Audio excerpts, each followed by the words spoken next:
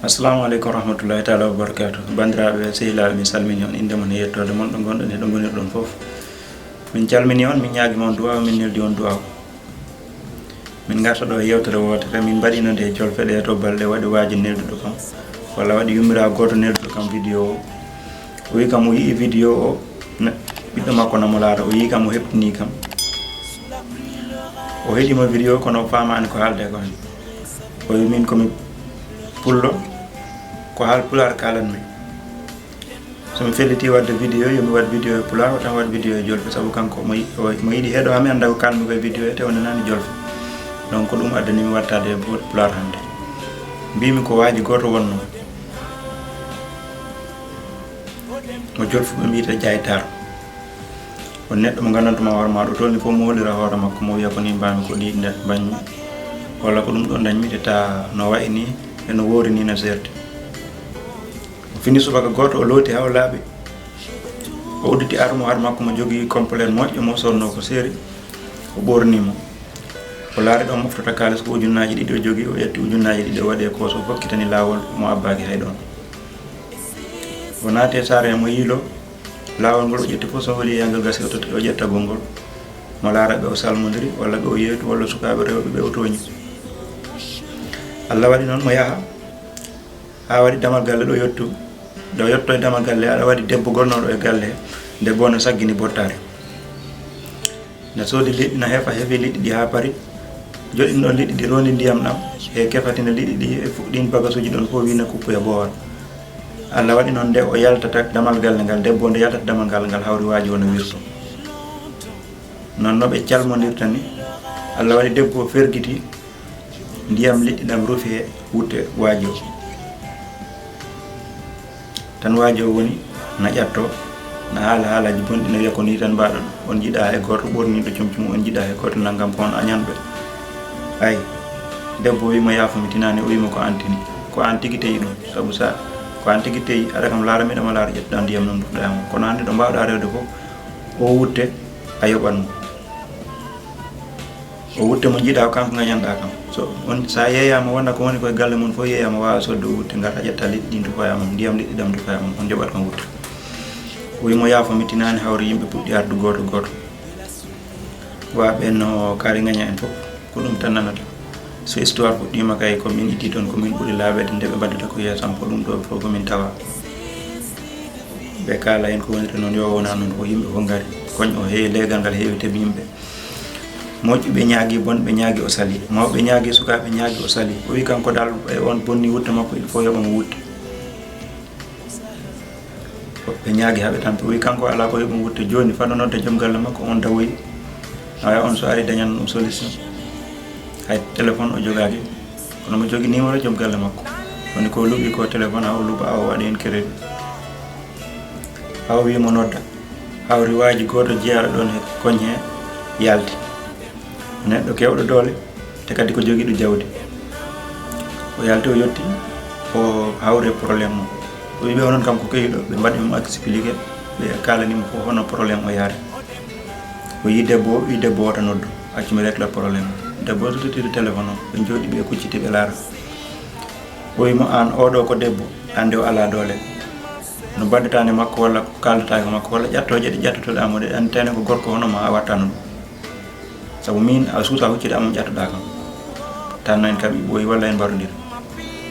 Donc ko wawma wadde fof o wi o teyani yaafo, yaforomo saabi Allah.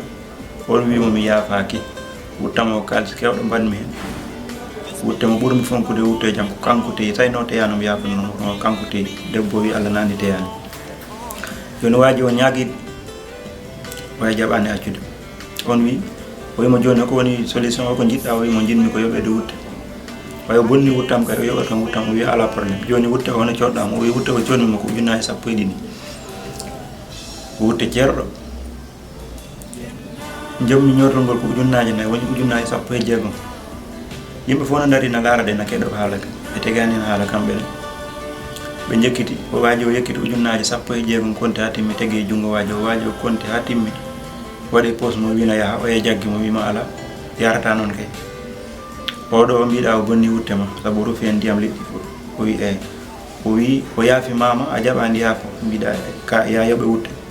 o wi a yoɓama coggu wutte o wi wutte o a nattimo jeyde ko min jeeyi wutte o joni min tottunoma o kalis so ɓay mi yoɓi mo coggu wutte o mi yoɓi ñotungol hanti ko min jeeyi wutte o ɓortumo totta kam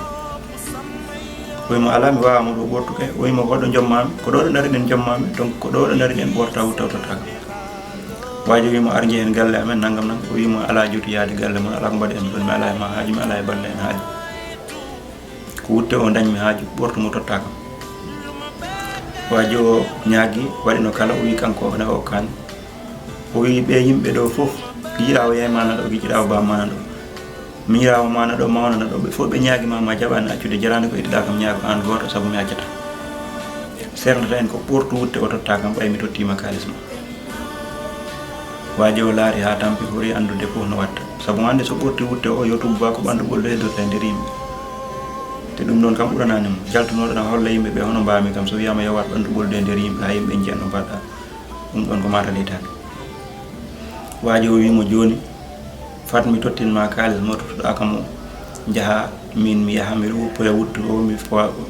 pasa ha feewa ɓonto wuttam o wi haadema yoɓede aɗa andunoɗa ɗum wawno wadde kono a jaɓani donc min mi tottima kalis o mi hajotani kalis o tawi ko kalis nani e poosam mbiɗa jogui ha heewi donc o wutte o kajormi min mami wuppanoymo hoorem momi pasatmo hoorem mbiɗa jogui wuppo mbiɗa jogui pasoɓe haala ka jiiɓima de bandiraɓe o waɗi no kala o andi tan o wawa yaltude o probléme o wimo joni anne hokko holɗo mbawɗa kam wallirde o wi mbawma wallirde tan komi yeeyibtoma wutte o wi mo jeeyata kam o wi eyyi o wi hon foti hono jeeyata kam o wi wuttoyoɗo ujunnaji 16 conni mum te commerce fof na waɗi bénéfice min noon bénéfice am mi tegata ha heewa ha ɓurta kono waɗat ko tegmi hen joni ko ujunnaji 16 conni wutte o ɗum jeeyɗa kam wutte o wimo e yimɓe fof no dari o wimo jeeyanmami wutte o ujunnaji 16 o wimo ala ko jeeyɗa kam mo ko jeeymami ko kay ko ɗum jeeyata kam o wimo ala min ne jeeyata kam ko pire belɗo mo kalɗa ko kalɗa ko ɗum jommami mi haaldaka minne ko kalmi ko ɗum joɓata kam a haaldaka aɗa ɗum wawi yakkit kalis o totta kam mi yaha jaaha a wawa ɗum ɓortu wutte o totta kam mi yaha jaaha mi amtani haala kam mi amtani dillirande probléme ngar mi waɗa arrangé mi yiilaki probléme bandiraɓe ɗum jiiɓi waji o warñi leppi ceppo ronki andu no watta yekkiti ujunnaji 16 nde o tottanoɗe e ujunnaji makko ɗiɗi ɗe wannoɗe e poos woni ujunnaji 17 o yekkiti ɗum o totti waji o mi sotti wutte o on wima jarama o fokkiti o wi so wi o wuppat ha laaɓa o passa ha fewno o ɓorno donc o addi fitina pour heɓde kalis jananomo jeeya o addi fitina pour tampinde on debbo mo wawamo yobde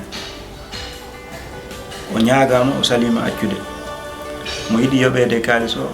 pour o heɓa ko waɗi poos makko Allah waɗi probléme mo lartanno o e maɓɓe probléme o yanti e dow makko o heɓani ko lartanno ko e maɓɓe ujunnaji ɗiɗi ɗe o wannoɗe e poos kadi jeehi banda men o nani ka haala goto kala e mum yo ƴettu haala ka waɗa ɗum ko haala mum